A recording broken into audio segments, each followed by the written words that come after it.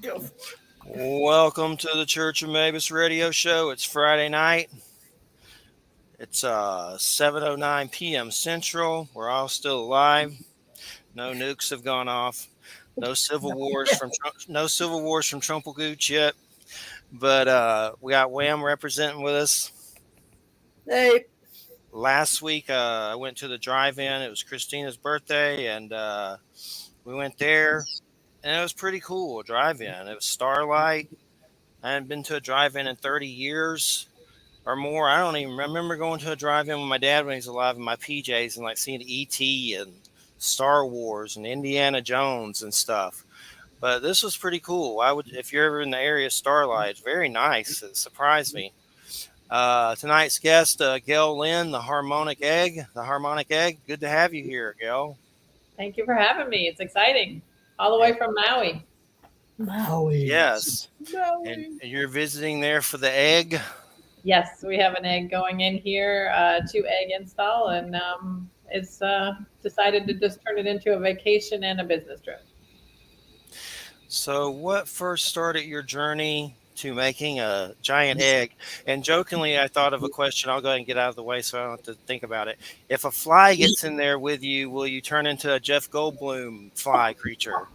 You are No. so funny to say that because I literally was doing a session of my egg last week, and there was this fly, and I couldn't get it out. And so I kept opening the door, trying to get this thing out of there. And then the next thing I know, I thought it was gone. And when the session was over, it was sitting on the platform, and I was like, "Oh my gosh, what kind of fly energy did I get?" I thought of the same thing. Yeah, you get the DNA sequencing. So I know Tesla comes up. Well, what is up with what's how does Tesla fit in too as well?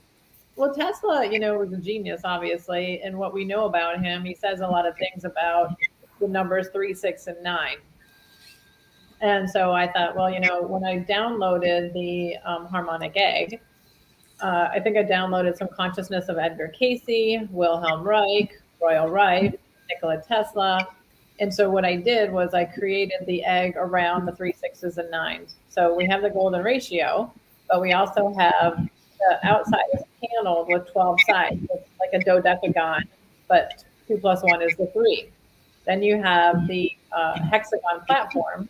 And from what I understand about a hexagon shape, in the center is a portal. So the chair sits in the center of a hexagon platform on the egg, inside the egg, and that's the 6. And then there's a 6-sided shape for those that don't know.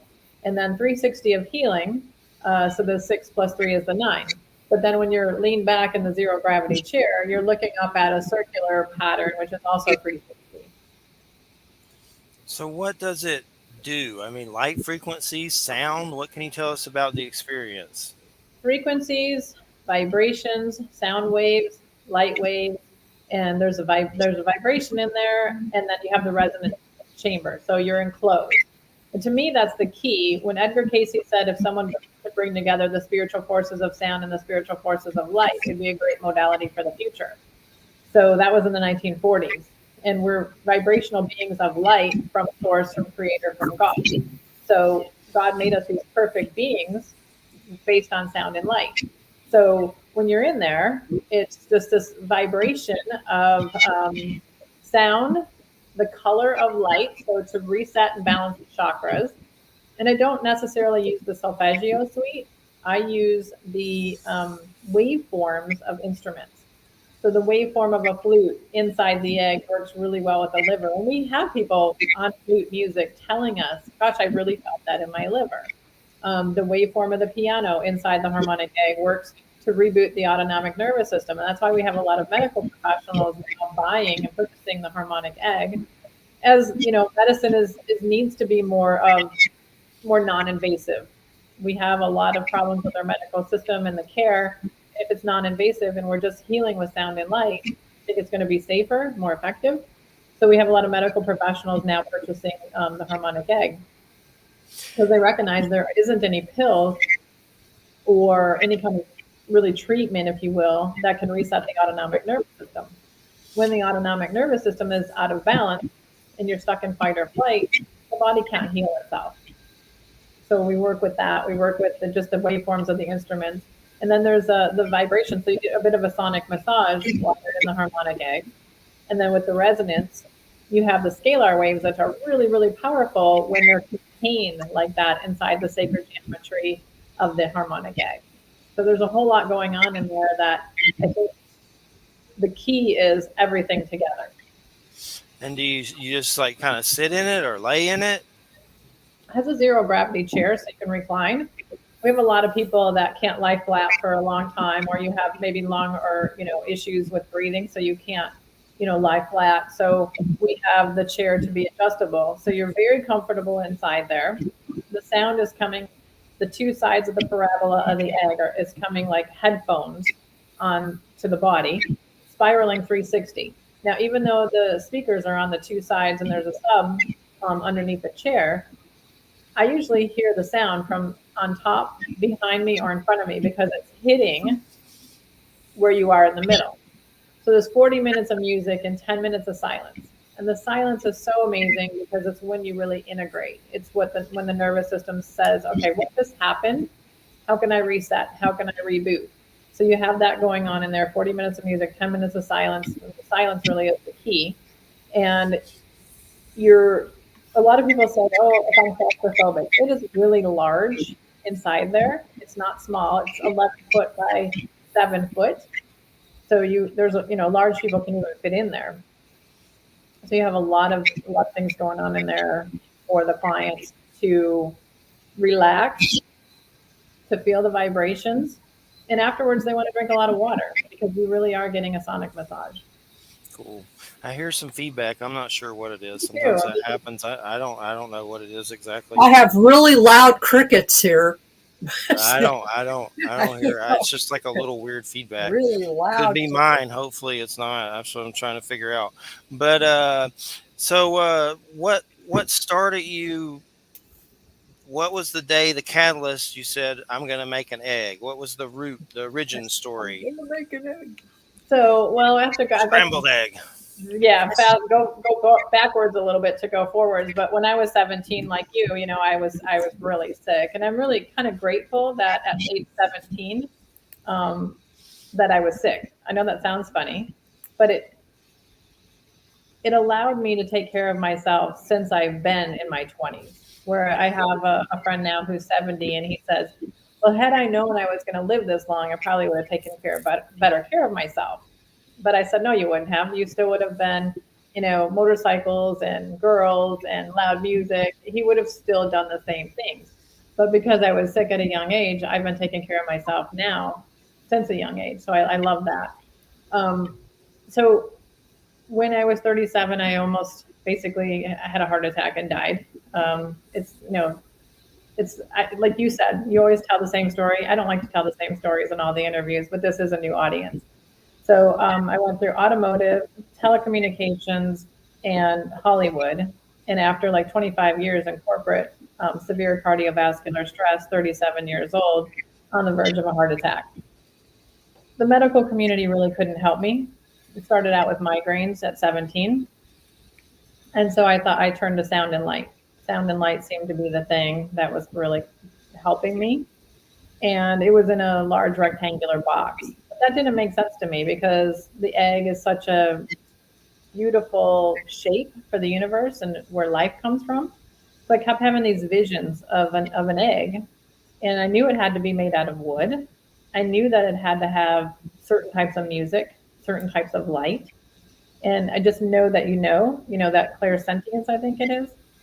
Yeah. And so I started really looking at it and looking at the dimensions and started talking to people about building it.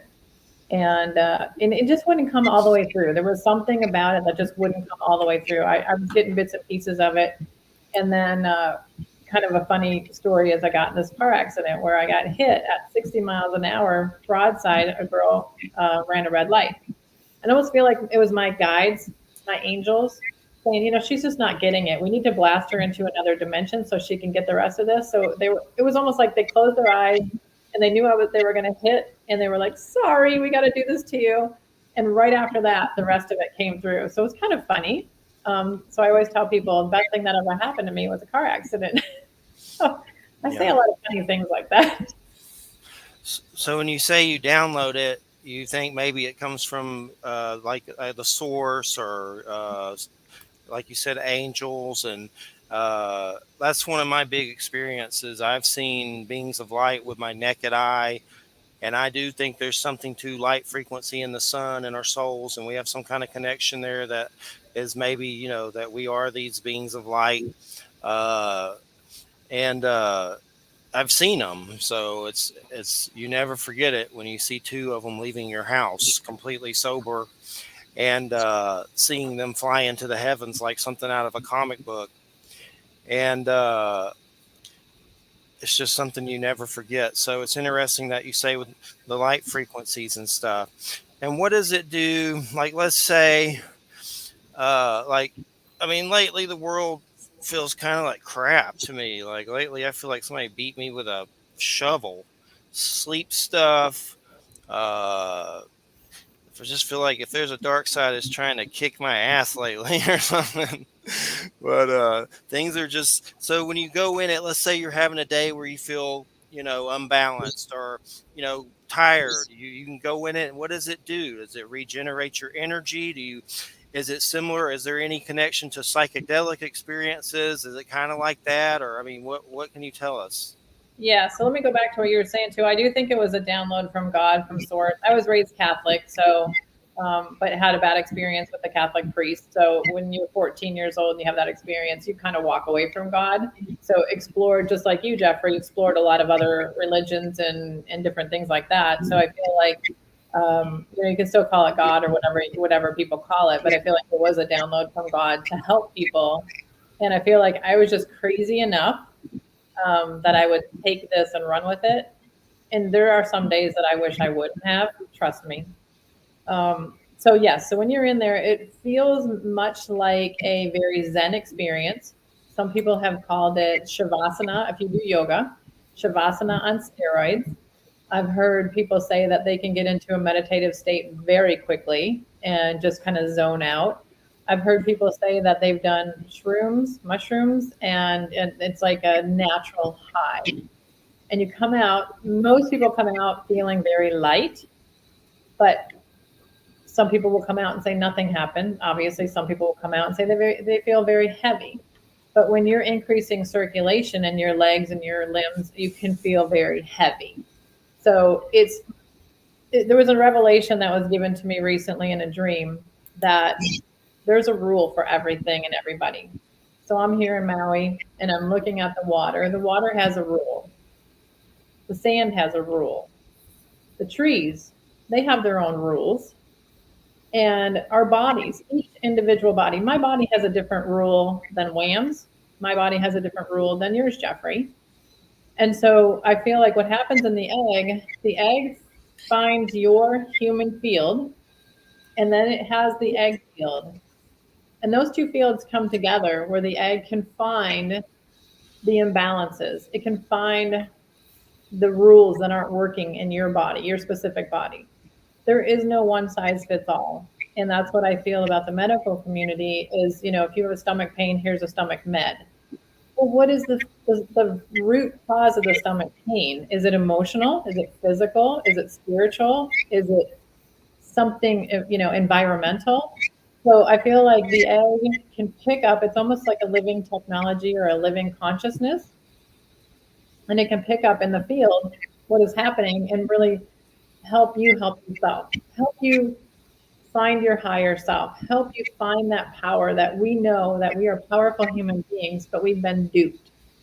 We've been told you can't talk to the trees, you can't talk to the water, you can't talk to the animals. Yes, we can. We all have that ability, but we've been duped to believe that we're not powerful. So I feel like the egg brings you back to your place of power as a being from the creator, from God. And it really helps you to kind of tune into that. It's really helped me with my intuition. It's helped me with so many different things where I feel like I could tune into, just talking to the land here in Maui. It's been amazing. The birds, the different types of creatures here, and watching the little crabs. There's little crabs that come out of these holes and run around on the sand. and they have their own rules for their life. So it's been a really eye-opening experience to see the veil lifted, to see the cellular trauma released, and to bring us back to the power that we are as human beings. You ever heard of the term Merkaba? I'm still trying to figure out exactly what that is. It's light worker stuff, but something like it's kind of weird. Like I don't exactly. The Merkaba, it's Merkaba is, Merkaba.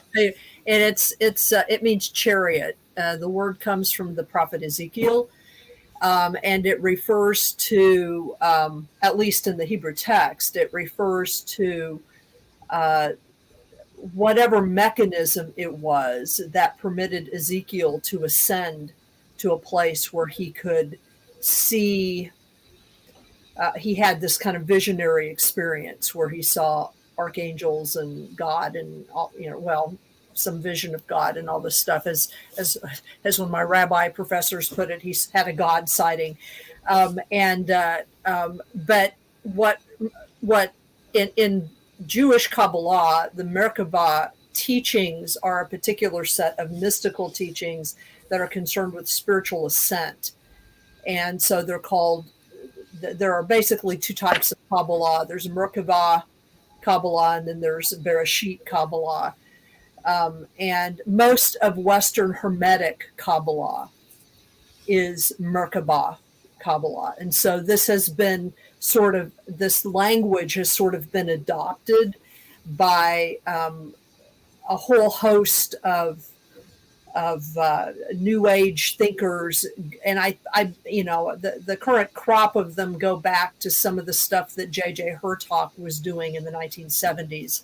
Yeah, but it has to do with DNA recoding and all of that kind of stuff. But that's what the term means. Chariot is what it means. I know in light worker stuff, they kind of make it seem like you can make your own and just float off. You make your own chariot, like your own light capsule. That's the way J.J. Hertog describes it. Yeah. You make your own sort of light capsule, and I guess you could shoot yourself into space. I've seen weird stuff in the sky that might be that, but I've never done it.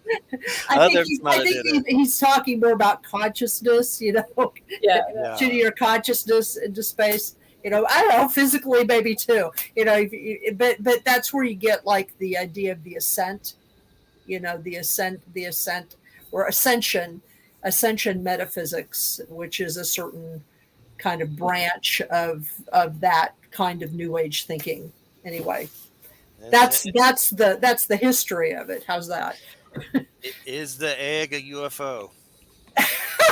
Yeah, right. So I definitely get criticized for, saying, because a lot of people said it's very galactic. And they said, well, then a lot of the Christian people will say, well, I can't use it because it's galactic. But, my thing isn't God galactic? And so they said, well, if you say if it's galactic, it's alien. And so I have a hard time with now having 100 centers with all different types of clients. And there will be a client that says, I listened to one of your interviews and I won't use the egg now. And I feel so bad. And I take on, I think, a lot of guilt from my Catholic upbringing, because I'm like, oh my gosh, they are taking something so beautiful away from themselves, their family, their community, that could potentially help them so much. I have an uncle in the hospital right now. He fell down making a salad. Yeah, right. And he got a little cut on his knee. Now the salad fell down. Salad. I guess maybe he slipped on a piece of lettuce. I don't know what happened, but he's in Michigan, and he had a little sore on his knee, and it started to turn, black. And I told my brother, I said, it's probably getting staph. And you wouldn't believe the picture that I saw yesterday. I mean, a big chunk is out of his knee. I mean, this is a guy who went in the hospital with just a little cut, a little wound, and now he's in an urgent care. And I believe probably with MRSA, flesh eating. My brother said it stunk so bad. So, to take something like this away from people, it just makes me feel guilty. And I know I shouldn't take on that guilt, but I do. And I even felt guilty that I knew that this didn't need to happen. My uncle didn't need to go through this. I already knew what he could have done. So there's a lot going on with that. in the medical community that it's just really hard to go into a hospital and see something like that happening. And why not use sound and light for healing? Not Yeah. everything's going to heal with sound and light. Don't get me wrong. If I break a bone, I'm going to the hospital and get it set. Then I'm going to go into the harmonic egg and try to get it to heal faster. Well, I've heard of the med beds, even though I'm not sure exactly what it is, but I've seen people, going nutty about them lately on all their little channels or whatever. But I'm not sure. Where I work is before it's news, and I have to deal with a lot of political stuff from the right wing side, and it drives me nuts. But I've seen the med bed thing, like some of the hosts there, like going crazy on their channels about that. Is there any similarity to that? But you have to realize I'm not even sure what a med bed is either. I laugh at it because the people in my circle, I say, have you guys ever seen one? No, but they're the med beds. Well, have you ever seen one? No. Well, they've seen depictions of them, Photoshop. They look very galactic, very spaceshipy, but they're made out of metal and plastic, and they're going to use frequencies, and they're going to regenerate limbs, and they're going to heal cancer in a minute. I mean, I'm hearing some amazing claims. But they don't exist. But the one that I know has ever seen one. But then you start seeing, okay, there's this vibration bed, and now they're calling it a med bed. And now there's, lights that you can put on your face, and you can go on this mat, and they're calling that a med bed. So everything's now, the new buzzword is the med bed. It was maybe it's a Trump scam. I don't know. He made it up. Well, I will point out that I guess it's been about 8 months ago, there was an article that was published in the Stanford Medicine Journal. I actually posted it on Facebook, but it's an article where they talk about where they are using sound, very particularly sound, to do some very specific kinds of cellular things, especially helping cardio muscles to repair, because heart muscle is very specific. It's a very specific kind of muscle. And there are some unique challenges that cardiac muscle has when it comes to repairing after, say a heart attack or something.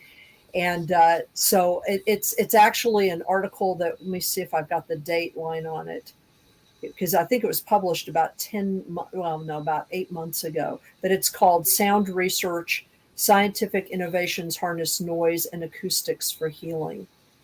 So it's real stuff. I mean, there are scientists that are beginning to use this, and there's actually an app that some scientists have developed in order to help them sort of gather sound and test its various qualities, in the field, because there are so many sounds, Right. And the Aborigines have been using sound for 40,000 years with the didgeridoo, and the Native Americans with the drumming, or, the flute. And so I really think that it is the future of medicine. I think it was suppressed because there wasn't a lot of money to be made off of sound, or playing a guitar, or playing a violin. And so I think the Heart Math Institute has done a lot of great work for seeing what the toroid or toroidal field of the heart is, because it's much smaller than the brain. So you work on that. And Royal Rife did a lot of work with the Rife frequencies. And some people still use the Spooky 2 machine and using the Rife frequencies. But it's my opinion that the frequencies that he identified for cancer in the 1940s and 50s have mutated. So there's different frequencies.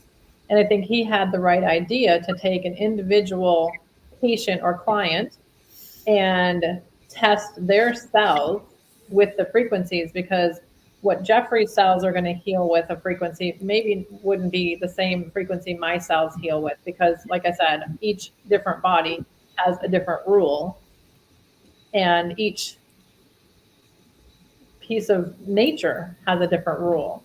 So I think that each individual is going to have a different frequency, and there might be a range. Maybe the heart range is, something to something, but each individual is going to have a different frequency. Because I've seen, cancer can heal at 111 hertz, 111. But they've tested it on thousands of people, and it'll maybe work on 25% of the people. So we really have to find what is the frequency that we're tuned into. What is your vibration? Or how are you expanded? If you're vibrating at 700 hertz, is 250 hertz really going to help you? So that's really where I'm trying to figure out. Until we have some tests, some machines that can test subtle energies, it would be really hard to test that. But I'm really excited about what I'm seeing in science, and I'm really excited about doctors coming out and coming forward now saying they want to use frequency medicine. I think we are on the verge of this just exploding, and I'm so excited about it, supporting all the different modalities that are coming out. And every day now I'm hearing, have you heard of this machine or this modality or this? And so it's exciting. It's exciting times for us to find these non-invasive ways to heal, and to find ways that our organs can work more in harmony as an orchestra. And then chakras and the energy systems and stuff. I definitely think there's something to it for sure. But now I got to ask you this question about Elvis Presley, Hunka Hunka Burning Love. Where does this all fit into this? We gotta hear this. Elvis the Capricorn. Yeah, he was Capricorn for sure. Nick Cage, the Elvis fanatic. Are we talking about sex or rock and roll or both? Or drugs? Don't forget that. Yeah. So how did you get into the Elvis connection? So I was married to a shaman, and we decided to get married, which we shouldn't have. We were doing business together, and basically, my life is stranger than fiction. So truth is stranger than fiction. Go off to Peru with my shaman husband, and he leaves me for the assistant tour guide while we're in Peru and tells me he wants a divorce. And the whole thing. Stellar dude. Yeah, stellar, right? So that was a hot mess. Worked with the Peruvian government, found out that she had done this to other Americans, but he was bragging about how much money he had. And, long story short, we got divorced. And so I was with my girlfriend for lunch, and I saw ladies self-defense kickboxing. I'm like, oh, heck yeah. I'm going in there. I'm going to get some of this anger out. What happened to be that Elvis was an 8th degree black belt in Kempo karate, and it was a Kempo karate school. We had a gentleman by the name of David Stanley who was going to do a seminar for us, and my Sifu announced that he was Elvis Presley's stepbrother. Of course, I laughed. I said no one knew Elvis Presley. It would be like knowing Mickey Mouse. No one knew Mickey Mouse. So after he threw me down on the mat because I was kind of, challenging him, and slammed me down on the mat, and I was looking up at him. He's like, I'll bring in some books and I'll show you. So he brings in some books. This is me and Elvis. This is, I'm on stage with Elvis here. Here's, Elvis here. Here's me in the car with Elvis. So really what happened was Vernon Presley lost his wife. He married Dee Stanley, who was David's mother. So at 4 years old, David Stanley moved into Graceland Mansion, not knowing what a hound dog was, not knowing what blue suede shoes were, not knowing what an Elvis Presley was. And he became a family member and went to work for Elvis when he was 16 years old. Elvis took him out of school. And he said he would get him the best tutors money can buy. And one of the first scenes in our movie, he's shown with, 16-year-old with 2 hookers. There's the tutors, right? Mm-hmm. So David and I were together for about 7 years, and we made this movie called Protecting the King. And how that came about was David was more of an evangelist, a motivational speaker. And because you guys know I'm crazy and I take on these challenges, I said, what do you want to be when you grow up? Because he was teaching people, what's your dream? What do you want to do? And I said, what do you want to do? He said, well, how can I do anything bigger and better than Elvis Presley, who was my father figure, my mentor, my friend, my brother? I said, I don't know. There's got to be something that Elvis couldn't do. And he said, nope, Elvis could do anything. He could walk into the president's office. He could get a police badge from every city we visited. He was everything. But his manager, Colonel Parker, would not let him direct a movie. So I said, guess what? Dude, you're directing a movie. And he said to me, have you ever made a movie? I said, nope. But how hard can it be? That is that's the curse right there when you say that. How hard can it be? Stupidest comment I ever made in my entire life. 7 years later, we did walk the red carpet at the Cannes Film Festival, Cannes, in France, and we had a great time. It went right to DVD. It's for sale in 18 countries. It was fun. I would never do it again, but I would do it again. Does that make sense? Mm-hmm. And we had a blast. We did it. We made a movie, and I know more about Elvis than I ever want to know. But if you're talking about somebody from biblical days, this guy was magical. This guy was a healer. This guy, the stories that I've heard, and I know some of the Memphis Mafia, they will take some of the stories to their grave, which some of them have passed. But some of the best stories and some of the worst stories about Elvis. It's crazy though. If I'm not starstruck, I've met a lot of people, but if somebody says, is there somebody that you could have met, or if you wanted to meet somebody, it would have been Elvis, because David would say you could walk into a room and feel his presence. And the day that Elvis died, David said he pulled up to the house knowing Elvis was in the house, and he was a 20-some-year-old kid. And he said, I knew he was not, in the building, if you will. He said, I ran in the house, he was dead. But he said, I knew he was in there, but when I pulled up to the house, I didn't feel him like I used to. Is that crazy or what? Yeah, I see that Protecting the King on Amazon has really good reviews, and he protected the king from everyone, but no one could protect the king from himself. Yep. And it was funny because Elvis I have felt his presence, because he even came to me and I felt the energy, real big energy, thanking me for, just kind of guiding David to something other than, living in the shadows of the king, if you will. And there was just some really amazing energy that came through when, he thanked me. And David was, he didn't know if people liked him for who he was or who he was. A lot of people gravitated to him because they just wanted to be around this guy that grew up with Elvis. And I think it'd be hard to be Priscilla, Presley, or Lisa Marie or David, just not knowing who likes you for who you are or who you are.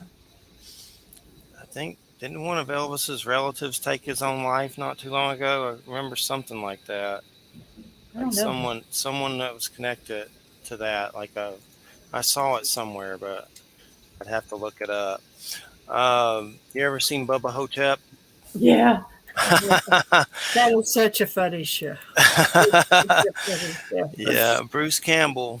Joe R. Lansdale, the author, wrote that book, and it became the movie with Don Coscarelli, the guy that did Phantasm. But Joe's been on the show several times, and it's just what I always think of when I think of Elvis too. Sometimes. I still kind of have daily Elvis sightings, or now I have daily egg sightings. A lot of times we were driving down, we saw an egg sitting on someone's, patio. So it's like these egg sightings, but they had a lot of daily Elvis sightings. And if you guys haven't seen the show Orville, Seth MacFarlane. Yeah, I've seen some of it. Show. And the one Mocklin, Bortis, he gets on stage and he's, singing Elvis songs. I'm like, oh, Elvis again? Like, he's just an icon that's just never going to die. Definitely. And I've even seen weird UFO Elvis stories. Maybe he saw UFOs or something weird. I remember Timothy Beckley. He's passed now. He's like a big UFO guy. Had weird books with like Elvis UFO stuff and stuff. Maybe Elvis saw a UFO or something like that. I'd have to look it up. He was pretty spiritual. He read a lot of books. And I will say to your audience, too, that David said he never saw him eat a peanut butter and banana sandwich. He doesn't know where that came from. Definitely. Trying to see if I can find that relative, but yeah, no, I know, and there's a lot of people that have said that they knew Elvis, or that they're a relative, or he's a long lost son or cousin or nephew. I think people just tried to connect themselves, and this one is I think real, but I'm sure there are ones like you're talking about. But coroner says Elvis's grandson took his own life. It was Elvis's grandson, and there's pictures of him with Lisa Marie and all that stuff. Yeah, it's tragic. I just thought of it, and stuff you don't want to think about, but you do. But what would you say your spirituality is? Is there something, a belief system you lean towards, or is it, light and frequency? No, I say, I say I'm not religious, but I'm spiritual. And I kind of put that out there because I feel like I just try to be a good person. I try to be compassionate. I tell strangers I love them. I was just at a crystal shop here in Maui and was leaving there, and she was just a lovely lady, and she said, I love you. I'm like, I love you too. And I just met her because I think we're here to love each other, to support each other, to take care of each other. So I don't know if that's a religion of some sort or how I would describe that spirituality, but just being a good person and just being of integrity. And our brand attributes for the Harmonic Egg for the company are love, integrity, reliability, and community. And so I try to serve the community. I try to serve, my family. I try to be a good person. I'm very compassionate. And if somebody comes to me with an illness, I'm like a little private investigator that goes around trying to figure out, okay, what is the root cause of this? What is this? And almost to a fault, because I also have to have balance. There needs to be an exchange of energy and everything and balance in the universe. So it's sometimes hard for me to keep my own balance because I'm always trying to help everybody else. Definitely. Was there anyone that you, let's say, grew up with on your spiritual journey, like particular authors that may have helped you with this perspective? Yes, I think I really resonated with Wayne Dyer That's a early good on. one. I know Yeah, him. early Yes. on when I met him, and he gave me the biggest hug ever and just squeezing me so tight. I remember my dad looking at the picture and he's like, "Who's that guy?" I'm like, "Dad, that's Wayne Dyer." And he's like, "I don't like the way he's hugging you." I grew up with Wayne Dyer, and it was sad about his passing, and read a lot of his books, and could probably need to read more. It was always really good, for sure. Yeah, Bruce Lipton, Edgar Casey. His books were really influential for me on his remedies and how he saw the alkalinity of the body and castor oil packs being able to do so much to help the body. And then I have one mentor that his name was Roger Anthony. He's passed as well, an Australian fellow that created a company called Crocodiles Not Water Lilies. And I remember sitting next to him in a C-level conference. So it was for just C-level executives. And just kind of, I'm usually antsy, shaking my leg. I get bored very easily. And he passed me a note, and it had LIFE vertically on a piece of paper. And then he wrote, "Let it flow effortlessly." So that's the meaning of life. Let it flow effortlessly. And that one little piece of paper, which he probably doesn't even know, changed my life. Cool. And I know you've mentioned synchronicities. Did you ever I mean, what can you tell us more about those? And did you ever come across Celestine prophecy and stuff like that? Oh, yeah. Me Conversations with too. God, Neil Donald I, Walsh. Yeah. I've had Neil on the show, and I was very nervous. It was an hour, and and Joe, we had to call his house with Skype, and there was a weird code you had to put in, and I didn't have the code. So for some reason, I had his home number, and I called his home number, and he goes, "Jeffrey, you're 10 minutes late." That's like not what you want to hear from Neil Donald. I'm never late. So it's Neil Donald Walsh. He gave me his home, some other number somehow that I called, and we did it. And it was So, good. yeah, It was good. I love the books, but let me just say, I wasn't impressed with him when I went to Bali, Indonesia. We probably paid $20,000. This was 25 years ago to have this trip with him. And I brought all my books. I was so excited. I was going to have him sign all my Conversations with God books. I bought Communion with God. I had them all, right? And he said, "Don't come to my room. Don't bring the books to my room. Have a porter, a bell cap, bring them." And I was like, screw that. I paid a lot of money to be here. So I rapped on his door, gave him my books. And he's like, I told you not to come to, the door. Well, sorry, here they are. And when he gave them back, like a week later, it was, we were there for a couple weeks. He just signed his name, nothing personal. And I remember saying to him, and I was just kind of a punk ass kid, right? I said, you know what? You must have channeled these books because, the person that I'm seeing here couldn't, you're not living this information. So you must have channeled the books because this is all information from God. And I love the book, but I just had an issue with the type of person that he was. He was grumpy. Yeah, and I try to learn from these people like the Joe Dispenzas and the Neil Donald Washes and try to be available to people. But I also know that there's so many people that are pulling on them that it's impossible to be available to all those people. I totally get it. But sometimes there's a better way, to treat people. And there were only 10 of us on this trip. It wasn't like there were thousands of people. Yeah. Maybe 15. I don't remember, but yeah. I can believe it. I've heard Jeffrey, you're 10 minutes late, which I felt bad, but I remember that voice. Yeah. It haunts me. Jeffrey, you're 10 minutes late. But everybody has their things, what I call dark side problems. Right. But it's like some days I'm like, something's trying to turn me into Darth Vader. I think. So who were some other authors? Wayne Dyer. I think I've interviewed his daughter before, but never Wayne. But there's just something profound about his stuff always. And I've seen the PBS specials and stuff. He's just always good. I was sad they died from leukemia, I think it was, or something like that. Yeah, I think so. It was very sad. I was devastated. That sucks. Yeah.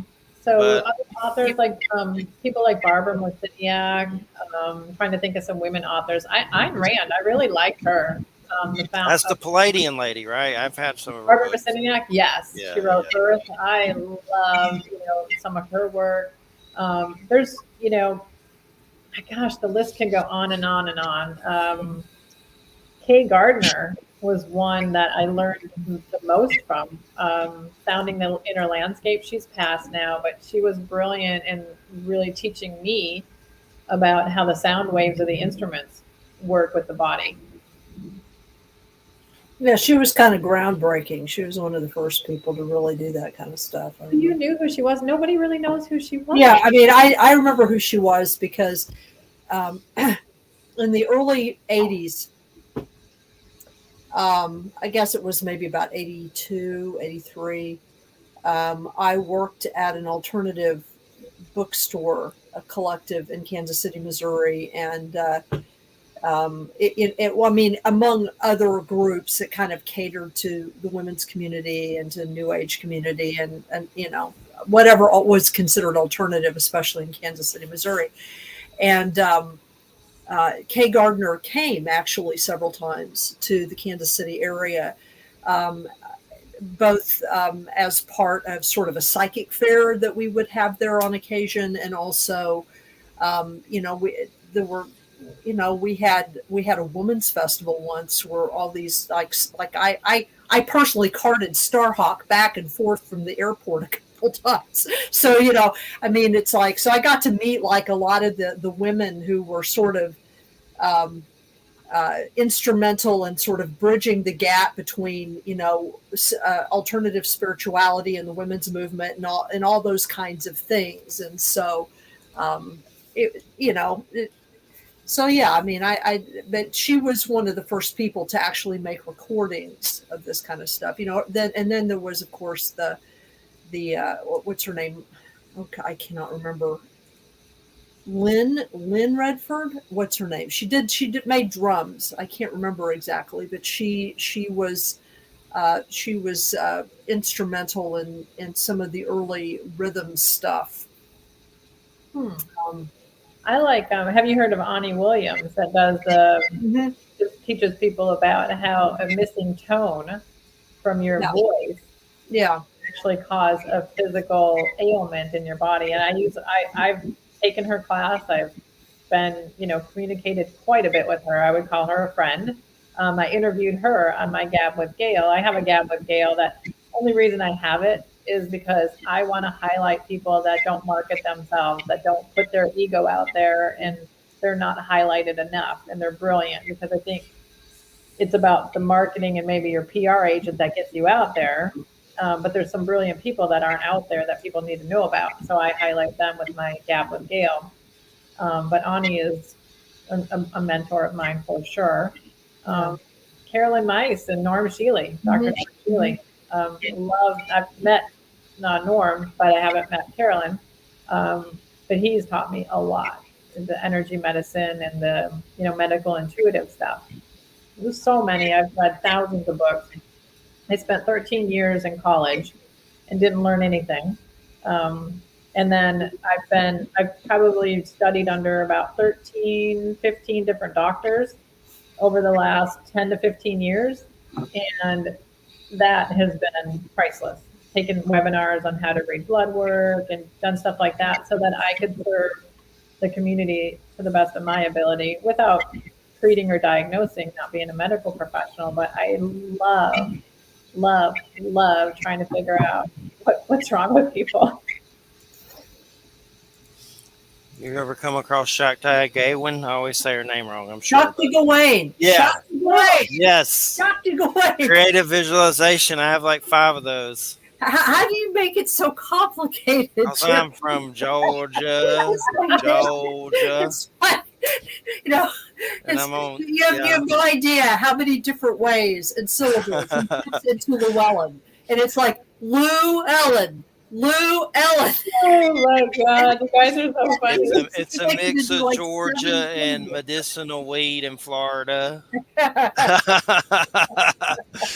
But so what's the future of the egg?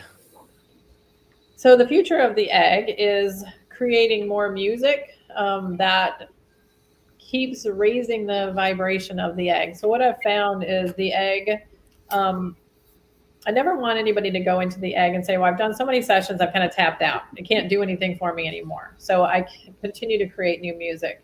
And I hire musicians and talk to them about how to hold a space of unconditional love, because I don't want anybody going in there. There was a guy named Robert Dursey. I think his name was Robert Dursey. And he said, if you listen to a song and the guy or the girl has a heart condition, you can actually pick up the same, if you're on the same frequency, pick up that heart condition just by listening to their music. Now that blew my mind. I know everything's energy. Could that be true or possible? And so I tell the musicians, if you're going to play music for the egg, I need you to hold the space of unconditional love. I need to hold the space of, your ego is not there, but there's humility and the need or desire to help heal the planet and the humans that walk the planet. So I've played some Ethok Perlman and Yo-Yo Ma in the egg, but it doesn't resonate inside the structure of the egg.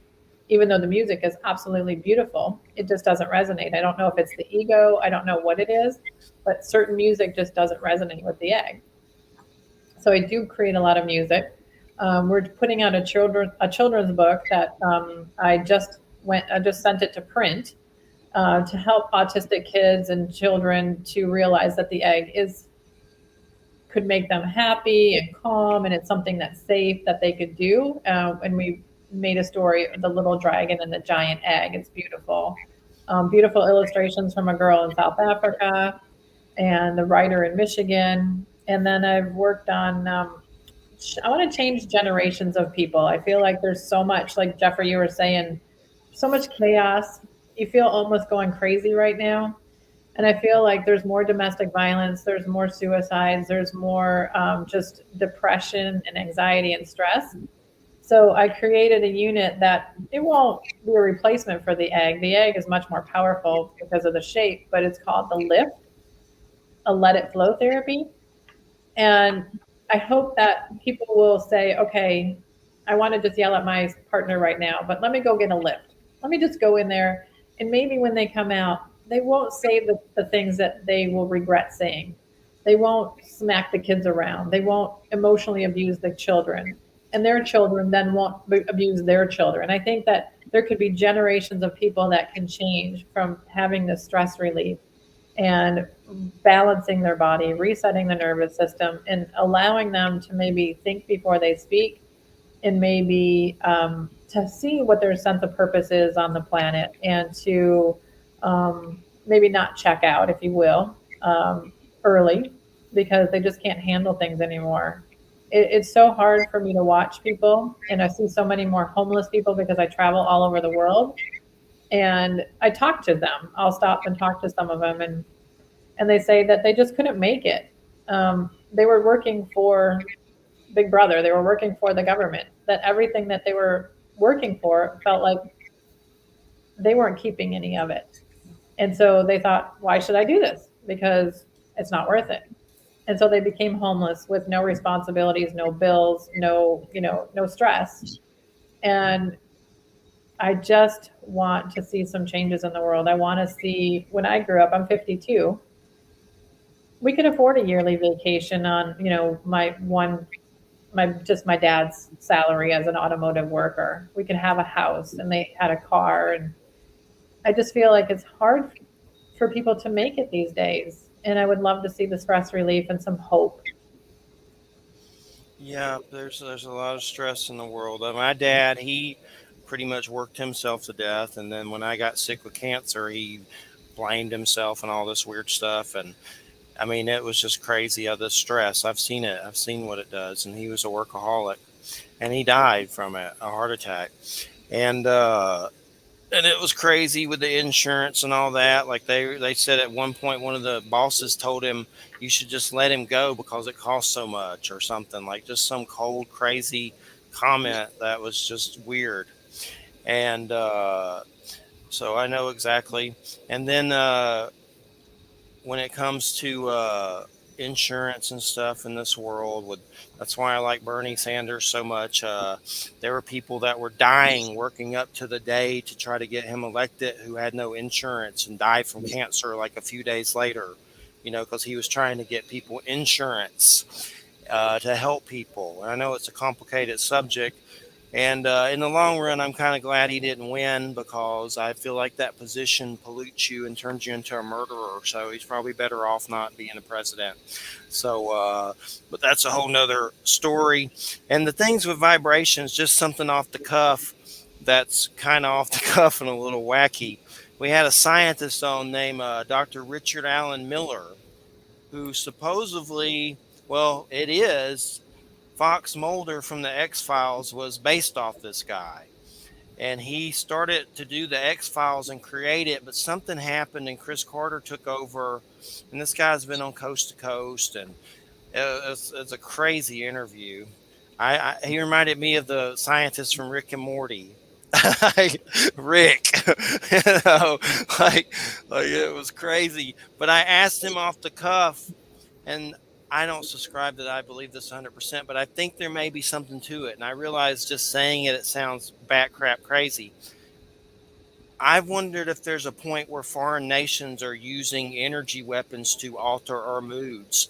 Like, let's say China or Russia could have a satellite that puts an energy vibration down that makes you more aggressive. Lately, you've seen all this stuff with comedians, people attacking comedians, like the Chris Rock thing. And there was another comedian, I can't remember, another black comedian that had a crazy attack.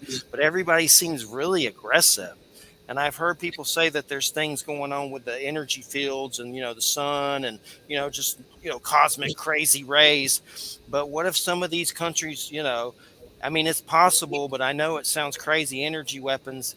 I know they had energy weapons with the Iraq war that you could aim at people and it like helped to make them surrender or something weird. So that stuff's there. And then living in the world where you have to you can't really wrap yourself up in tinfoil to, to avert the rays, but there's something to it. But anyway, I asked that scientist just kind of jokingly, and he was like, yes, they are. But also I've had a CIA former dude, Robert Duncan, on, who made some technology that they took from him and used it to abuse people. And he came out about it and whistleblowed on it. And this dude was really in the CIA. So I know there's stuff there. I may not know the details. I still think it sounds crazy, but it's just, there's got to be ways to combat, even if it's a frequency that's cosmic, compared to, a dopey satellite trying to, do whatever to you. But it's just a world of frequency. So it's good to talk about the positive ones, my point, I guess. Yeah, Try to no, figure it out. absolutely. Do you know David Hawkins, Power versus Force and Eye of the Eye? I've heard the name, yes. Yeah, and I've worked with some doctors who use his frequencies, and they've tested, people pre and post with the egg, and they said, okay, they're 250 hertz, living in anger and, hate. And then after the egg session, they're living in, more of the love frequency. So it is my opinion that you are correct, that I know that this stuff is going on, and I don't live in any fear. But how I feel like I can combat that is to stay in a place of love, because love heals all.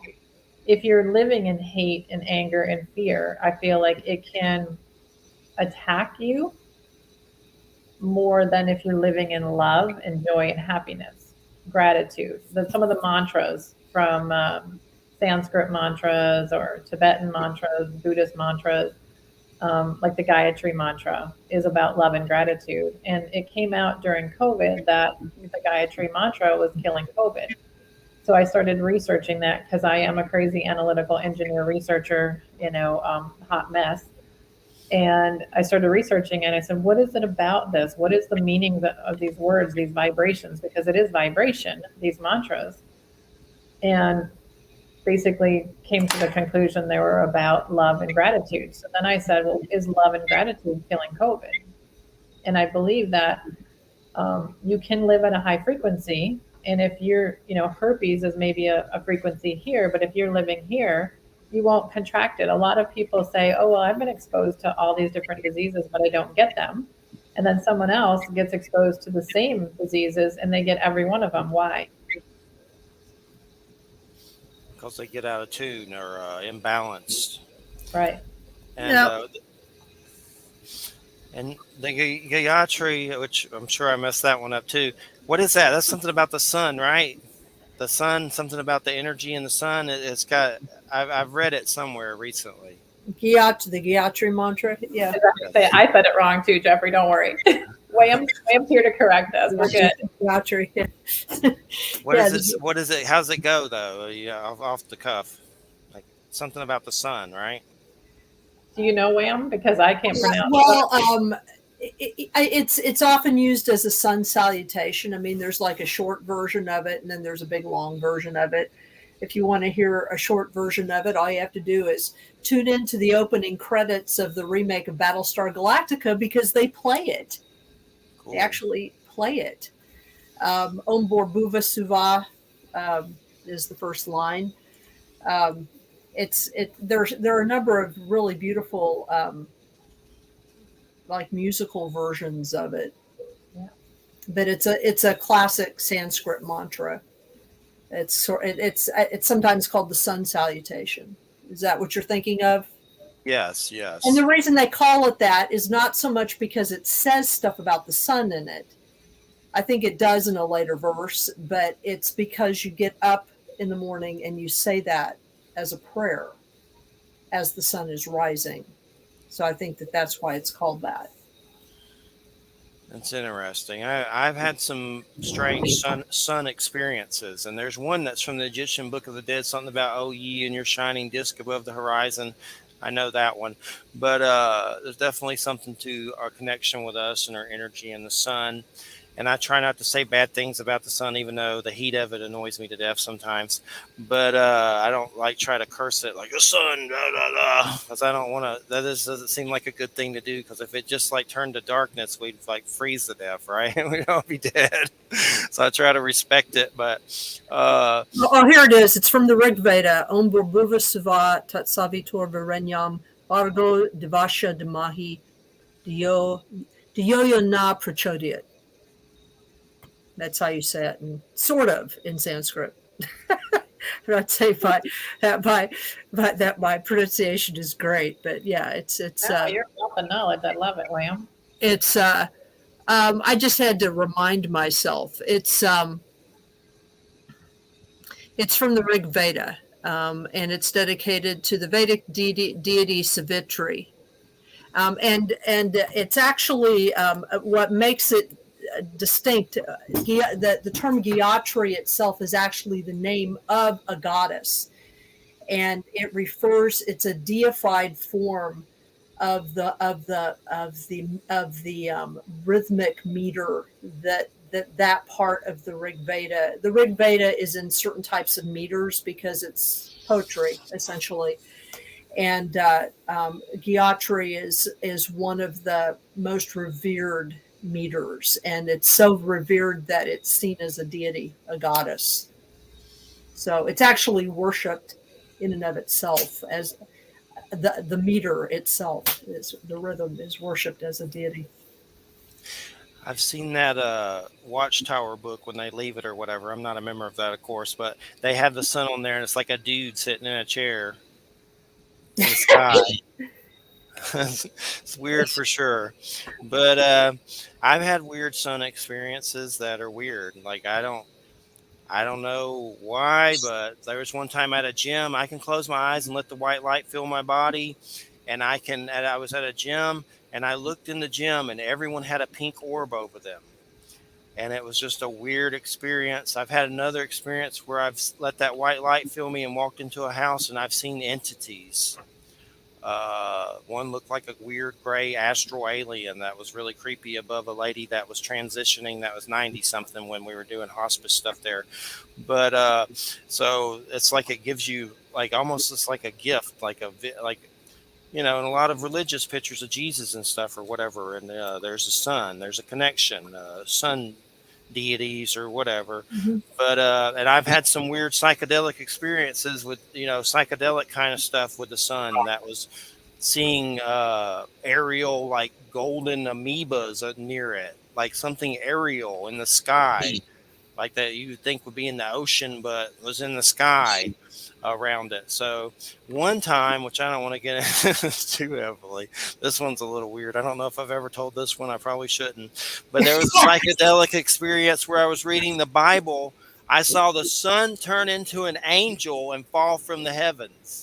And it freaked me the hell out. The repeat of Fatima. There you go. Other people were like, I see the curtains move. I'm like, I saw like the weirdest thing ever. But anyway, there's some weird sun stuff. I think it's like a big dude. Maybe it's a big lady. I don't know what it is, but there's something going on. Well, it depends. It depends. I actually do believe that what we call the celestial bodies or whatever, that they are expressions of, they have, what we see of the planets are kind of external expressions of something else. I think everything physical is an expression of something else. But every now and then you can kind of get a sense of that. I don't know if you've ever listened to the recordings that NASA has made of all of the sounds that the planets make. Yes. Uranus and Neptune are weird. I mean, they're weird. And then there's this one, I think it's one of the moons of Jupiter. I think it is. It's either one of the moons of Jupiter or one of the moons. No, it's the moon of Mars. It's Phoebos. Listen to Phoebos. I'm serious. Look at the spheres. I'm sorry, what? With the music of the spheres. Well, all you have to do is get on YouTube and search NASA recordings of the planets. Okay. Got it. And they've been able to, basically it's the basic vibration that the planet emits that has been then, it's been brought down in pitch so that we can hear it. Okay. Because a lot of times the frequencies are way outside of our ability to hear. But Phoebos, they have also done this with they've been able to pick up some of the stuff from some of the moons, like Titan and Europa and some of those. But both of Mars moons give off really weird signals. And what's weird about both those moons is that they're very small. And the signal that Phobos gives off, I don't know. The first time I heard it, I was like, what the hell is this? This is like the strangest sound I've ever heard in my life. I mean, it made the hair stand up on my head, and I have a lot of hair. I mean, it was just really, it was creepy. It was weird, but really interesting. So you got to listen to those if you haven't heard those. Those are, I mean, some of them are really cool and meditative, you know, and some of them are just like, wow, that's the voice of Uranus. Okay, then. I remember Uranus is particularly interesting. I bet. Uranus, well, Uranus is an interesting planet because it's the only planet in the solar system where its axis is horizontal. So it spins like this.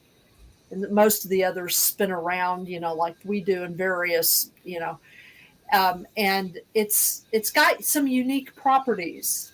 You know, it's one of those planets that causes scientists to go, I wonder what's going on there. What are those harmonics about? You know, it's got its own ring system. It's very interesting. So, but the sounds are really amazing. I listen to them sometimes just to hear them because you can tell that there's stuff going on there. Well, and the voice of Earth is different than you'd expect. You know, when we see the Earth as a globe, we see this it looks, I don't know about you, but to me, it looks very serene from a distance. But the sound that Earth makes is not serene. It's kind of like, it's just burbling with life. You know, it's like I listened to it once and I was like, no wonder we're just all grumpy. You know, it's like, you know, it's just, you know, and there's a real difference between like the sound that like the moon makes and the sound that like the Earth makes as a living system. You know, you can really tell if there's an atmosphere or not or whatever. It's really interesting. So check that out. The music of the planet, Jeffrey. Those are great. They're great. They're great sounds. You should put those sounds in the egg. Yeah, we did some songs of the redwood trees where you can listen to what the plants give off, the energies, the vibrations, and I kind of get into fights with people because I try to go very deep. And I said, so you're playing this music, but you're saying that the redwood is playing in the tone of C or E.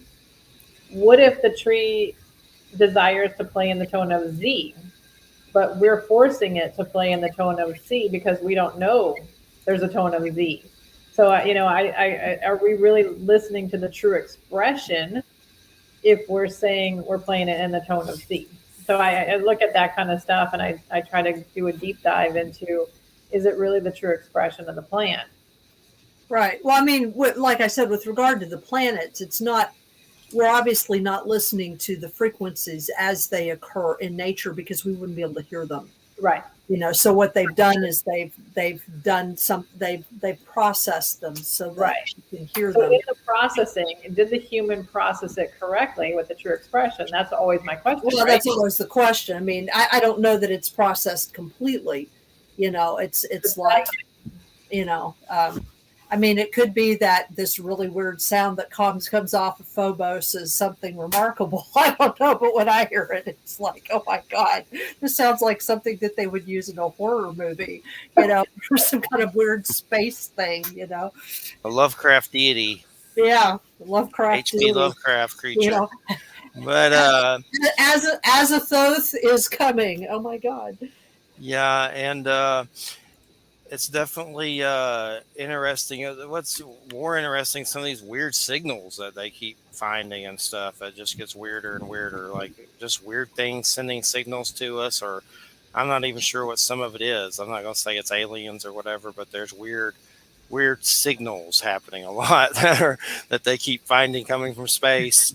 And the entire universe is saying, hey, what are you guys doing? What the hell are you doing? Yeah, for sure. Well, Gail, I'm going to close this out. Will you have any parting words on the egg? And of course, I want you to give out your link. So it's easy. The website is www.harmonicegg.com, and all the locations, all the products are there. Everything's there. So that's the place to go. I think if I had parting words for people, I would say that you probably don't need any modalities to heal. You don't need any technologies to heal because everything you have to heal is in your own body, in your own field. You just have to listen. You have to listen to your body, maybe listen to the tones that are coming from your body. Like Wham says, there's tones that come from the planets. I'm sure there's tones that are coming from your liver, your heart, your lungs, your brain, and you just have to sit down and listen. We just don't take enough time. There's tones from my hair. Yeah, absolutely. Well, that's why the Native Americans didn't cut their hair, right? Because they thought it was an extension of their nervous system. So I've also let my hair grow and had people like just kind of touching the ends of my hair and trying to feel if I could feel into, what that feels like in my nervous system. So listening to your body, tuning into your body, staying present, getting out of the fight or flight and the stress mode, I think would be a benefit for everybody to live in more of a place of love. And what's the website link again? And people go there and can request a packet, right? Right, harmonicegg.com. All right. Well, we appreciate it so much. Thanks so much. It's been a great show. We appreciate it so much. Thank you. Thank you, Jeffrey. Thank you, Wham.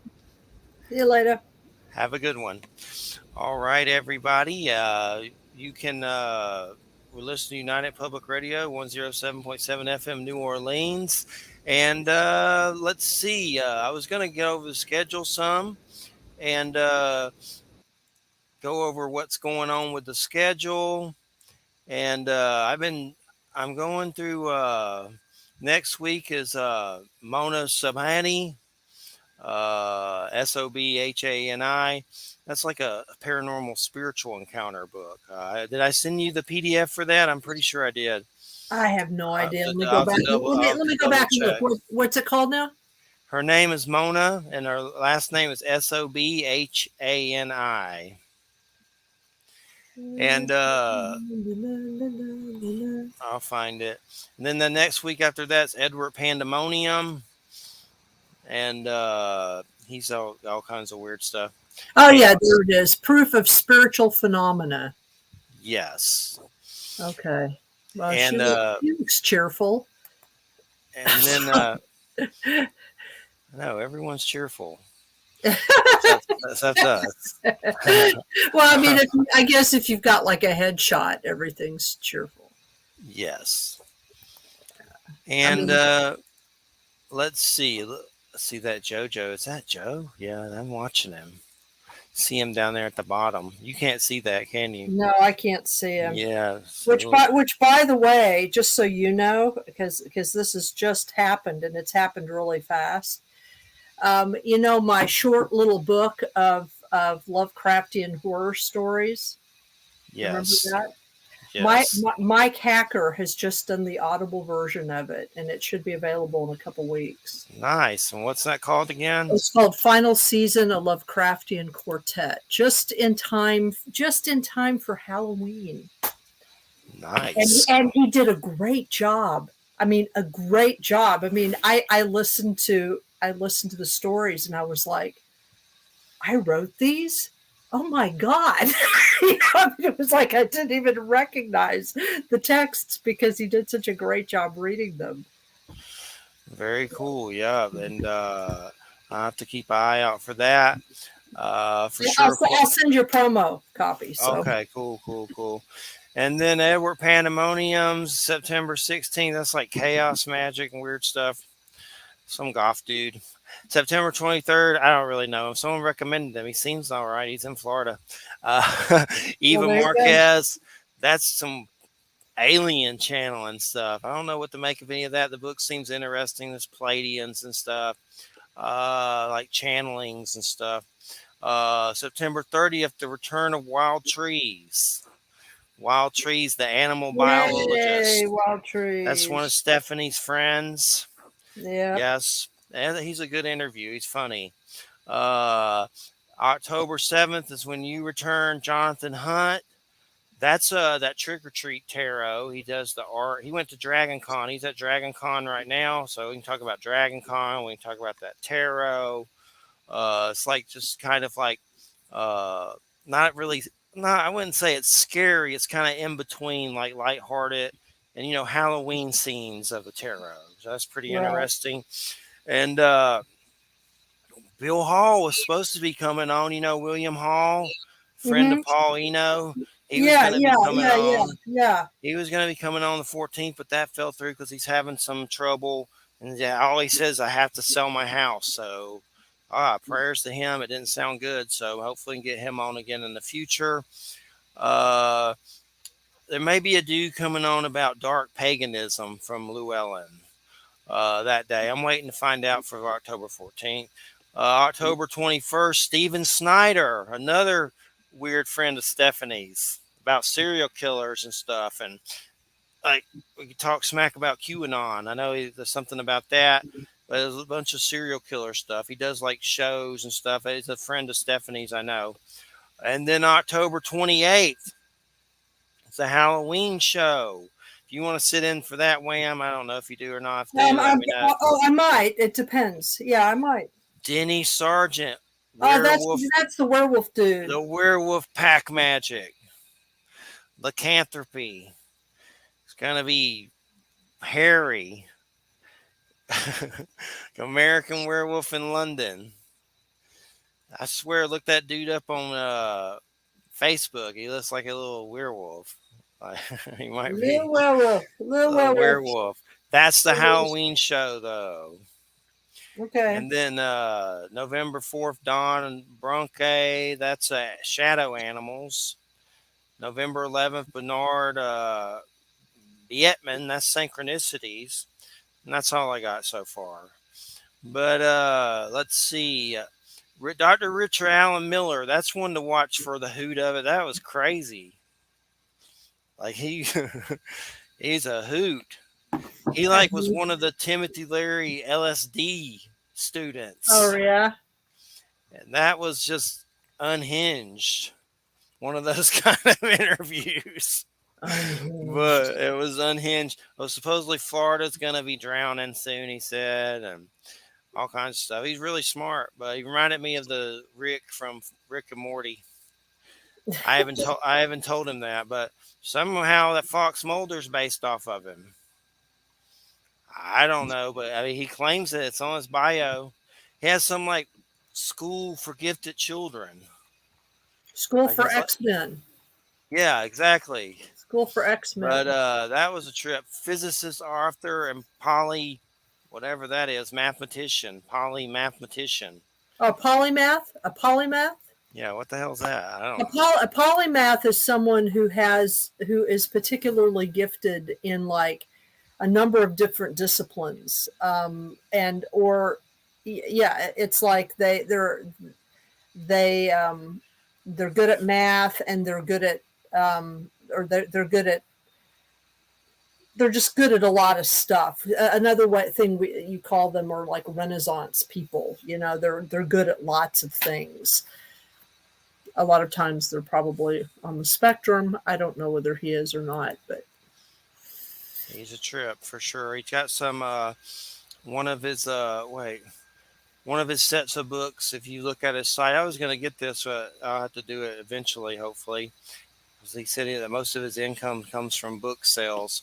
But 5 books in the set, a special for $54, Non-Local Mind in a Holographic Universe, ESP Induction Through Forms of Self-Hypnosis, Power Tools, Workbook 1 and Workbook 2. It's like some maybe remote viewing kind of stuff. But where's his bio real quick? I'll read you some of this stuff. It's a trip. There's some wild stuff in here. Let's see. Oh, he said he met a gray alien in a mech suit. I was like, what?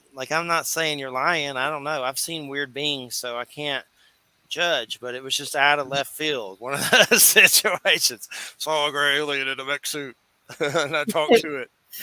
But he trained Navy SEALs. So I mean, why would a dude make that kind of stuff up? I don't know. But he was used as Timothy Leary's experimental guinea pig because he was a Mensa level genius. A Mensa level genius. I've heard of that. I don't know what it is, but it's like some. A Mensa is an organization that anybody with an IQ of 140 or higher is supposed to can be a member of. Oh, just some weird stuff he said. He has a handler from Putin because he's considered dangerous, and from America, like there's people that check in on him from government agencies. And he says he has like this high level clearance. That's crazy. I forget what it is. He's sounding stranger and stranger. I know. And it's on the site. He sounded pretty weird to me. Dr. Richard Allen Miller, and you can go to Church of Mabus Radio and listen to it. It's on SoundCloud. But what's another one? Some of his high school experiments were used on Mars. Were used on what? Mars? Mars. High school projects were adopted by NASA. Used on the horses. And I was like, yeah. What used on Mars. Graduate physicist, 11 years with the Navy Intel. Top secret level. Field of the paranormal research. Here's something. Dr. Miller was the real life character that the X-Files Fox Mulder was based on, investigating unexplained phenomenon for Navy SEAL Corps and MRU, which put him in the path of many incredible life experiences, including an encounter with an alien and a travel to an underground Antarctic Nazi base. It's like, dude, are you still tripping? But it's possible. I'm not saying it's not. I wasn't there, so how do I know? I've seen little weird beings in the woods standing around a black box that look like child was, so a witness, so I can't. But I mean, some of this stuff you're like, what? But he's dead serious. That's why it's interesting, no matter what you think. Yeah. Be interesting to hear him talk. Yeah, it's a trip for sure. Some people said it seemed like he was screaming the whole interview. but that's a good one for sure for some fun. But I've been watching What We Do in the Shadows. It's almost over. This season was okay. It wasn't as good as some of the other ones. I still watched it. I mean, I'm not going to stop watching it. I like some of the better seasons, though, with the vampires and stuff like that. And, it's funny. Sometimes it's like they put, I'm not a prude with sex, but some of it's like just gets filthy. Like the vampire husband's like doing everybody. Like he's married, but he's like all over the place. Like this dude, put a cap on his wiener or what? This dude. It's by that. Yeah, he's out of control. But it's like a big orgy, this show. But What We Do in the Shadows, I'm still watching it. I like the little Colin Robinson energy vampire. That's I guess my favorite one. But it's like a bald energy vampire. And then he died. Chocolate, by the way. Do what now? Emitting chocolate, by the way. Oh, okay. Chocolato. But yeah, our famous Halloween lineup. Let me pull up Denny Sargent. He sent me pictures, and he has like a werewolf altar in his house. Like I guess he does magic from it. Well, there you go. Let me see here. I have an altar to seltzer water. There you go. Virtual altar to seltzer water. It's mostly just a pile of seltzer bottles. Cool. Werewolf Pack Magic. A Shapeshifter Book of Shadows. St. Paul, Minnesota. A follow-up to Werewolf Magic, his first book. This empowering guide helps you find your spiritual kin and invite them to join your magical romping and howling. Denny Sargent shares a plethora of group rituals designed to free you from the restrictive chains of civilization, and with your pack, return to your true home in the deep heart of Mother Nature. Werewolf Pack Magic acts as the Book of Shadows for practitioners of all levels, offering a wide variety of practical wolf-inspired spells, rites, and rituals of power. You'll explore pack initiations, shape-shifting training, pack Sabbath celebrations, and ancient werewolf festivals. This guide shifts werewolfery from a solo pursuit to a raucous social celebration. So that's the Halloween show. This dude says, I don't know what the Minnesota thing was about, but it says Seattle, Washington, I guess is where he's at. Writer, artist, and university instructor who has a master's degree in history, intercultural communications. He has written for magazines and anthologies in the U.S. and Japan, has written books and articles on paganism, Western occultism, folklore, magic, and Tantra. Denny is the author of 8 books and co-author of 2 more. DennySargentAuthor.com. That's DennySargen2 Arthur.com. If you want to look there at some point or look him up, you can tell me if he looks like a werewolf. Okay, well, I'm looking at his books right now. He also wrote a book called Your Guardian Angel and You. Tune into the signs and signals to hear what your angel guardian angel is telling you. Well, that's sweet. He wrote that almost 20 years ago. Uh-oh. He must have got bit at some point. I guess. Yeah. Something happened. But, so have you checked out the Rings of Power yet? I'm going to. I saw it had some decent reviews, but I haven't had a chance yet. Yeah, I'm gonna try to check that out. It's supposed to be about the Silmarillion, which of course is actually one of my favorite parts of the mythos. But let me look up the reviews of it. Like I saw something saying it was really good. Rings of Power, Rotten Tomatoes. That's how I usually look at stuff, because it gives you reviews from everyone and gives you like a average. So it's usually pretty accurate most of the time. Not to say it always is, but let's see, 84% so far. That's pretty good. That's pretty good. Why is there only 2 people that it says review all critics review 221.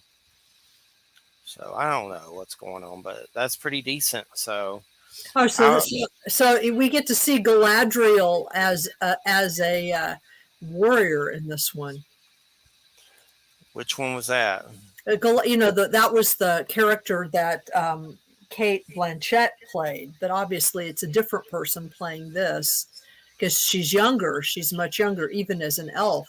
But she is the commander of the Northern armies. Cool. So she's a warrior. I'm gonna check it out for sure.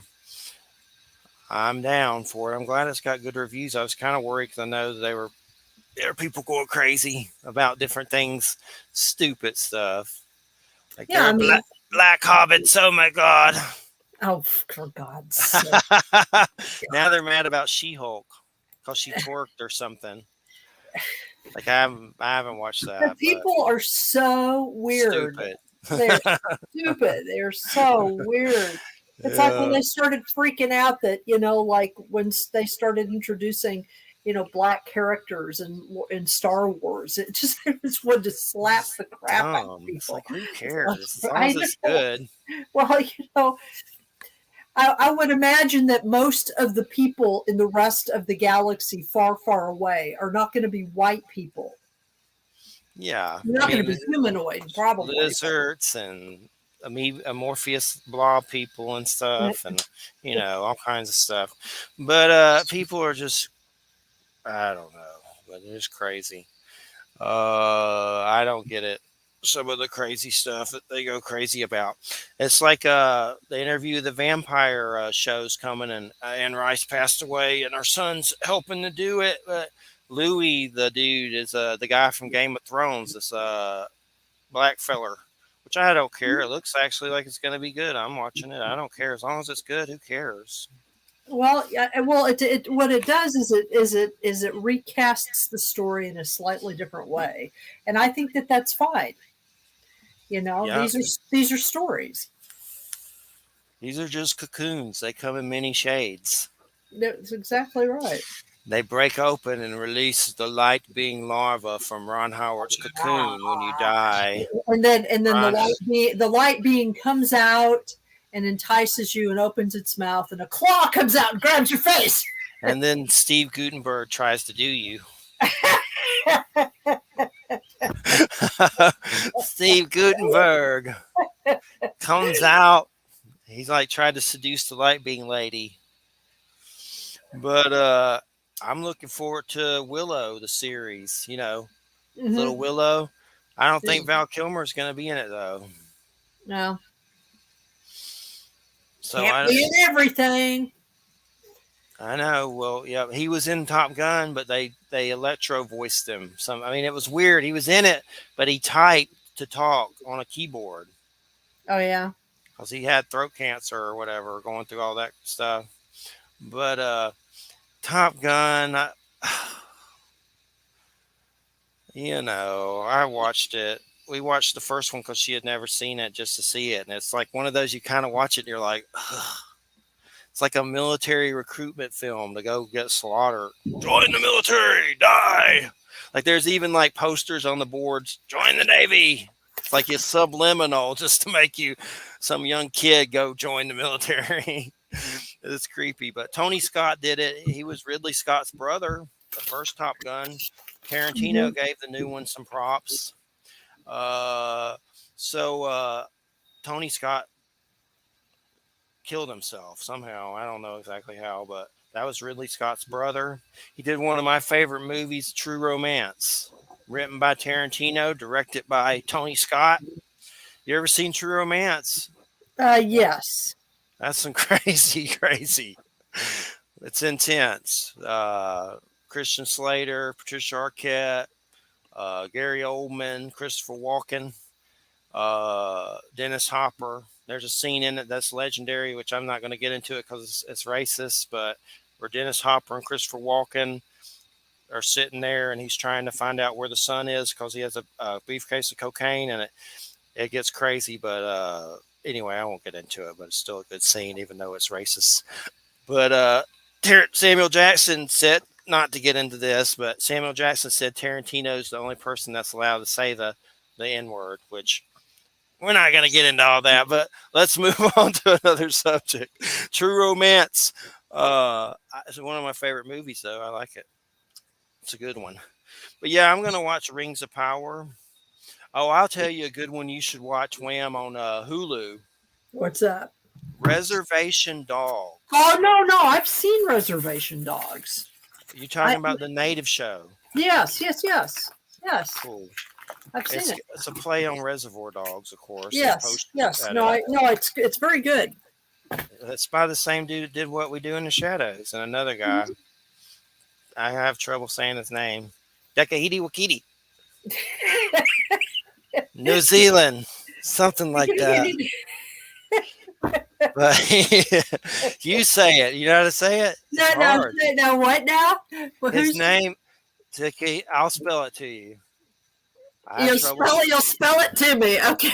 All right. Go ahead. Taika. Taika. That's the first one. Oh, Taika Waititi. Yeah, that's it. I can never Waititi. say that. But he's Say Taika. Taika. Forget how it's spelled. Just okay. I'll just never say it. But he did the Thor. He did several Thor movies. They're going to give him a Star Wars. He did another one that's good. Our Flag Means Death. It's pretty good on HBO. A pirate show. It's funny. But he like everything he does pretty good. Like good hits for sure. But he helped with Reservation Dogs. Mm-hmm. What I like about Reservation Dogs is a lot of legends from natives in it. Right. No, it's a good show. It's a very good show. We're seeing. Did you see the one with Bigfoot and Deer Lady and all that? All those?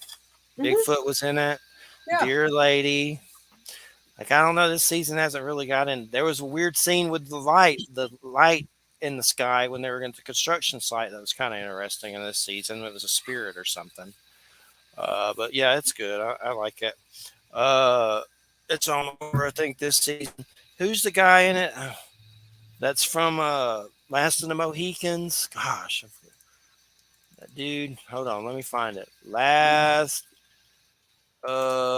would know his name normally, but right now I just can't. Not Russell Means. Is this the Wes Studi? Oh, yeah. Okay. Yeah. He's in it.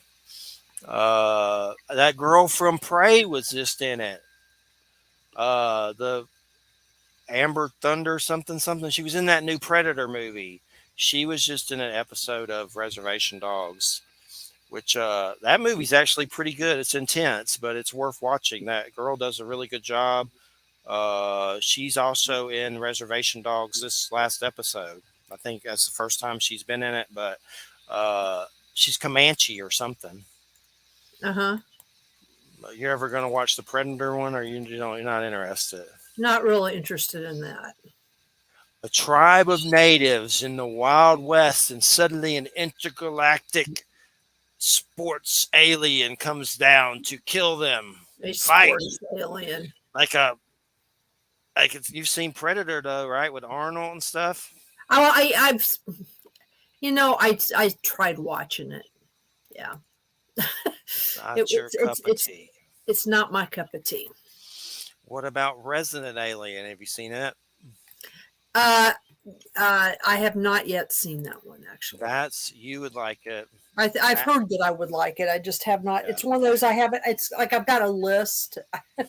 Yeah, I know what you mean. I just haven't sat down and watched it yet, but I've heard that it's good. I'm really behind on a lot of shows, but I've been keeping up with Resident Alien, which there's probably another episode I need to see. But Alan Tudyk is really good at it. Like, it's just, I have the comics and stuff, but it's good comedy, and it's got serious junk in it. But it's worth seeing. Those comics are hard to find now because of it. Like, there's some Alien in New York. I can't find the normal original issues of that anywhere. You have to get it from the omnibus or something. So I guess it's made them harder to get a hold of. I saw Sandman. I enjoyed it. Uh-huh. Yeah. A lot of dude stuff, which not gonna gripe about that on air, but I was like, oh man, this is constant with this. But but that's I'm not gonna judge all that. It was still good. I enjoyed it. Man, those comics from Neil Gaiman, you better forget about thinking you're going to find those. Like, I looked those up on eBay. It's like, I'll never own those. Like $1,000, $2,000 for the sets and stuff. Yeah. But I liked it. I know Neil Gaiman did American Gods, and that didn't last too long on Stars, but I still liked it. What was his name? Ian McShane was Mr. Wednesday Odin. Yes. They canceled that. Of course, they cancel everything. I didn't watch the Sandman bonus episode yet about a Siamese cat, Patton Oswalt. Patton Oswalt? Yeah. There's some bonus episode I need to watch. But it was still good. I thought the dude that played Morpheus did a really good job. He's creepy. The dude that played the same. I'd like to read all those. The only way to do is really you got to buy the deluxe, the omnibuses. That's a lot of reading. Let's see. I forgot who's our next week guest. Memory. Let me see. Who's next week? I'm looking. Okay, yeah, Mona Sabani, the book that we mentioned. I need to actually. I don't know if I got that book yet. I'll have to dig out the PDF. For sure. And Wild Trees he's a pretty good interview. Yes, I do. What's great about him is he's like an animal biologist or something. Yeah. And he's a trip getting into all that. Like, we got into the tardigrade and that weird, creature. Like, all that stuff, got into Bigfoot. So I love getting into all that stuff. Need some more Bigfoot. Some more Bigfoot. For sure. Bigfoot. We haven't had any Bigfoot stuff for a while. There was one dude this was a weird story, and we don't have much longer, but I got enough time to tell this story at least. Let me find him so I get his name correct with my he told a story. I may have mentioned this, but we'll mention it again because it's interesting. Escape from Dannemora. Is that in New York, Dannemora prison? Or it's somewhere up there. There was an escape of prisoners. And a true story. And Ben Stiller, the actor dude, who's been in comedies and stuff, he made a show on Showtime called Escape from Dannemora. Okay. And it's got Benicio del Toro, Patricia Arquette, and Paul Dano Paul Dano was just the Riddler in the new Batman. It was insane. Here it is. Escape from Dannemora. Let's see what this Based on a true story. A yeah. creepy story. Anyway, the story is Patricia Arquette plays this lady, and it's based on the true story. It's based on the 2015 Clinton Correctional Facility escape. Yes. Okay. Jail. Let's see here. I'm trying to. It was in New York, Dannemora, New York. Yes. And they dug a tunnel out of the prison with tools obtained from 2 cooperating prison employees. This lady was working there, and I make it PG-13. She shagged some prisoners. Apparently, she was in love with one in the woodshop class, and they would go wherever and do their stuff in the back or whatever. And Benicio del Toro's character found out about it, so he starts blackmailing her and gets in on the action on a sex level and other levels to manipulate her. And she cheated on her husband and all this stuff, and supposedly got mad at Ben Stiller about it and probably tried to sue him or something. But it was kind of sleazy just watching the show. I don't know if the true story gets that sleazy, probably. I don't really know. But anyway, somehow the two dudes that she's having an affair with convince her to bring in tools, and they escape. Mm-hmm. Yeah. And Benicio del Toro is like just a con and creepy in it and really good. He's good in anything just about. Paul Dano is really good too. But anyway, stuff happens. One of them dies. One of them gets caught. This dude, Dean Charles Gleason Sr., Bigfoot researcher of Seaway Valley Bigfoot Research in northern New York near the Canadian border, and he seems pretty serious for all intent and purposes, has this native dude that he's friends with. And here's some of the stories that he told. First off, he said the dude was in the military and somehow involved in that giant Kandahar incident where soldiers killed some giant in Afghanistan, which I always thought maybe that was BS. Yeah. I don't really know, but he claims he knows a dude that saw the giant body. And this same dude, and this dude's dead serious. I wasn't there. I don't know. Dead serious. He claims during that escape from Dannemora, some 2 figures came up on the police, and the police started blasting because it thought it was the prisoners. It turns out they killed 2 Bigfoot.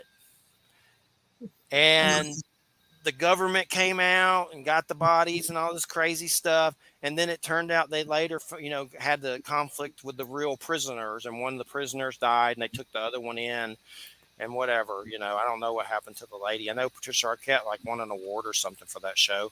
But it was just a weird story. I don't know if it's true or not, but it was just one of those weird ones out of left field that I never heard before. So that made it neat. Weird Bigfoot story. So who knows? It could be BS. I don't know. I don't have a time machine. I wasn't there, but it could be true. So who knows? I know later Ben Stiller did that weird show, Severance, on Apple with Christopher Walken and John Turturro, where they splice you, and you go to work, you forget about home, you go home, you forget about work, and they did some procedure. It's pretty weird. Ben Stiller's pumping out some weird. The weirdest other thing was Christopher Walken and John Turturro in love in it. It gets kind of weird to just watch those two, and I like both of them. That's fine, whatever. But it was just kind of a strange episode with John Turturro and Christopher Walken macking and kissing on each other. It's still a good show. Patricia Arquette's in that, so there's a second season coming to that. I'll watch it, but it was a weird one. But anyway, that Bigfoot story was pretty interesting. Escape from Dannemora. The show was good. Kind of sleazy, dirty. But sleazy, dirty. I don't know if I'd watch it again. Dirty. It's kind of like watching Oz on HBO. You remember that one, the prison show? That was bad. Yeah. It was good, but it was a little too much in a lot of areas. But those prison shows. But anywho, what time is it? 2 minutes. We made it. 2 minutes. I'm tired. Tired. He's tired. Tired. My redneck comes out when I'm tired. You go to bed. Joe left. That's good. He's listening. He said, Secret listening. nothing's interesting here. Yeah. Well, everybody, hope you all have a good weekend. It's been a good show. Thanks, Wham. Thanks, JoJo. Thanks, everybody, for listening. Hopefully, we'll be still alive next week. No nukes. No nukes. Trumpelgooch civil wars. Yep. Recently, I had to say something rude to someone that I'm not going to get into it, but I had to drop the Fuhrer Shitbird von Trumpelgooch name to someone that was being rude to me. It was funny, but anyway, try to stay out of politics because I don't really like any of them, but I prefer, I guess, some of the left people, I guess, than some of these crazy right ones. It's all crazy. I want Jesse Ventura. He challenged Trump to a cage match. That's right. Jesse Ventura. A cage match. Jake the Snake. That was that Jake the Snake. Jesse the Body Ventura. I'm mixing them up. But all right, everybody. Have a good weekend. Good night. Take it easy. Be healthy. Safe.